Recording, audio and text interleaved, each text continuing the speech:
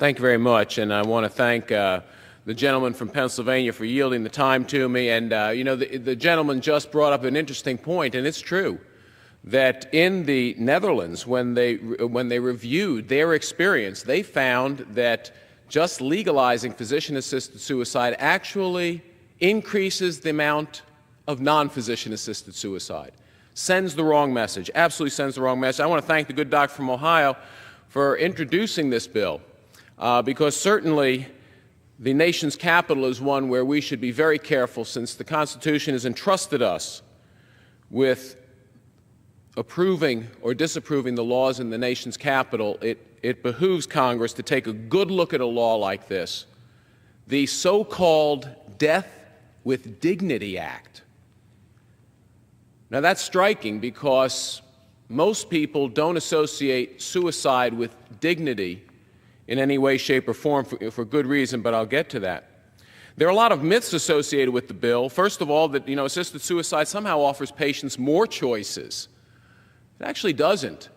What it does, it actually sends a very strong message that regardless of the many types of disease you might have and the many types of treatment that may be available, there's one final common pathway that the state, in this case the district, would now say is perfectly acceptable.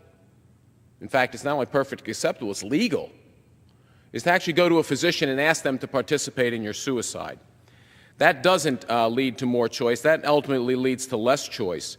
But the use of the word dignity is striking to me, because the number one group of individuals, if we would collectively look at how we would describe those individuals to whom this applies, really are individuals with some kind of disability, perhaps with a disease or disability that, according to the law, two physicians would just have to agree, knowing how imperfect the idea to predict lifespan is, that those could result in death in 6 months. Associating that kind of problem with the ultimate outcome of death by suicide, I think, removes dignity, doesn't add dignity to anyone's life. Worse than that, what we've done now, what we've seen in terms of the functional reduction of choice, is that according to many of the new payment systems for health care in this country, you actually align the incentives of the patient's health care from top to bottom. What do I mean by that? Now over half the physicians in the country no longer work for themselves, they're employed by entities. Frequently these entities share the same financial risk as the physicians in terms of their being driven to save money.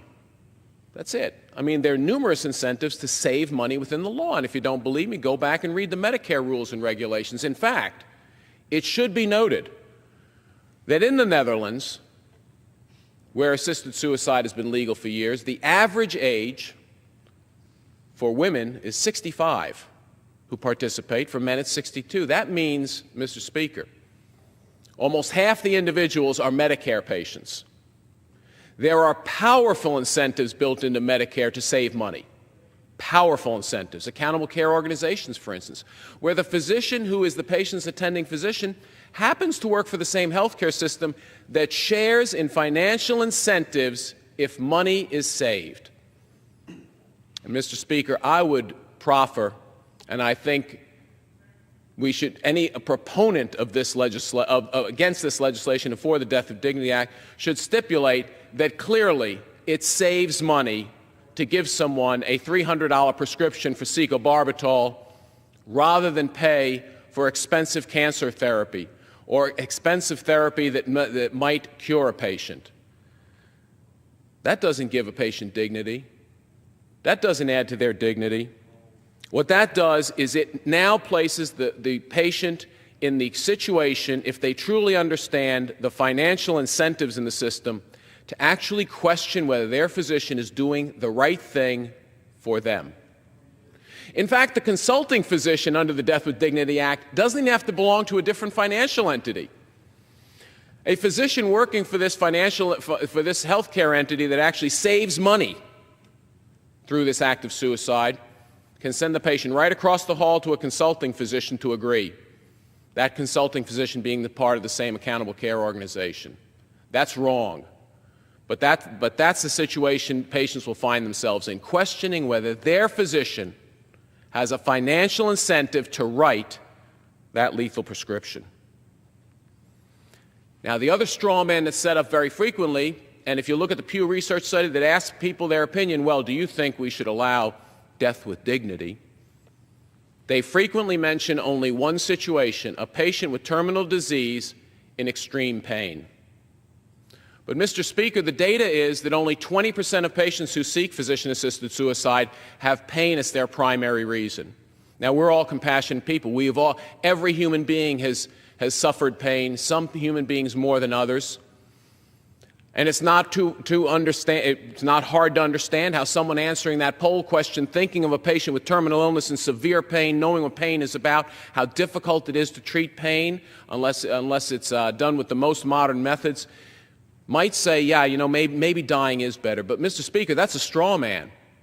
80% of patients say it's something else. 92% saying it's losing autonomy. Losing autonomy. Our solution to losing autonomy in a patient? Or being less able to engage in activities making life enjoyable. 90% of patients saying that.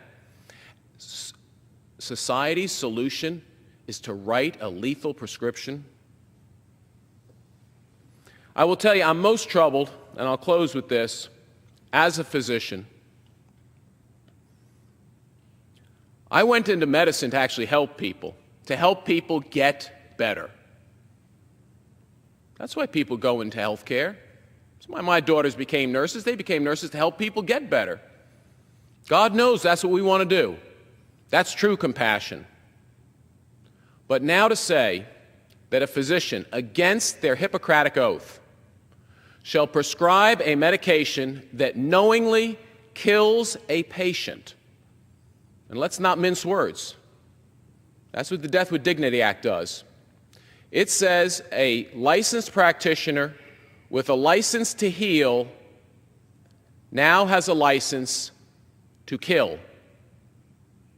Knowingly kill a patient put under their care. That is a step, Mr. Speaker, I would offer as a society.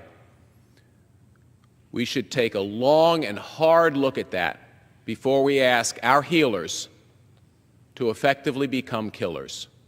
I yield back.